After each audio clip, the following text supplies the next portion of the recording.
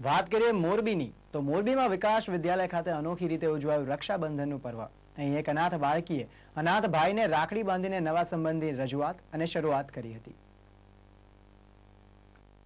हिंदू समाज में भाई बहन पवित्र प्रेम ने समझावतुं पर्व एटले रक्षाबंधननुं पर्व आज मोरबी में धामधूमथी उजवायुं छे। रक्षाबंधन पर्व जेमां मोरबीना सामाकांठे आवेला विकास विद्यालय खाते रहती एक अजाणी दीपाली नामनी अनाथ बाळाए करण नामना अनाथ बाळकने पोतानो भाई मानी आ रक्षाबंधन पर्व निमित्ते राखड़ी बांधीने भाईने दीर्घायुष्यना आशीर्वाद आप्या हता।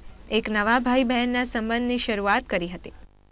दीपाली अजाणी શું આજે રક્ષાબંધનના દિવસે શું તને મળ્યું? એક ભાઈ કરણ છે અને આજે રક્ષાબંધનના દિવસે મને એક અજાણી અને સરસ બેન મળતા મને આજે ખૂબ જ આનંદ થાય છે। જ્યારે દીપાલીએ કરણના હાથમાં રાખડી બાંધી ત્યારે એ વેળાએ રુદનદ્રાવક દ્રશ્ય સર્જાયું હતું અને ઉપસ્થિત લોકોની આંખોમાં આંસુ ઉભરાયા હતા।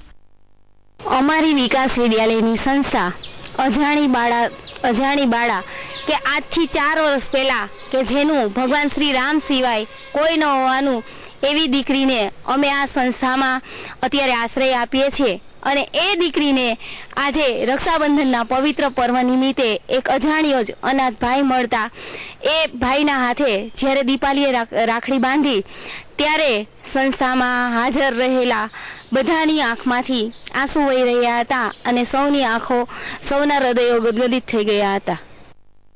આમ રક્ષાબંધનના પવિત્ર દિવસે અનાથ બાળકીએ અનાથ બાળકને રાખડી બાંધી એક નવા ભાઈ બહેનના સંબંધની શરૂઆત કરી હતી અને એકબીજાના સુખ દુઃખમાં સાથે રહેવાના વચનો લીધા હતા। કહેવાય છે ને કે રામ રાખે તેને કોણ ચાખે, એવો જ નજારો મોરબી શહેરમાં જોવા મળ્યો હતો।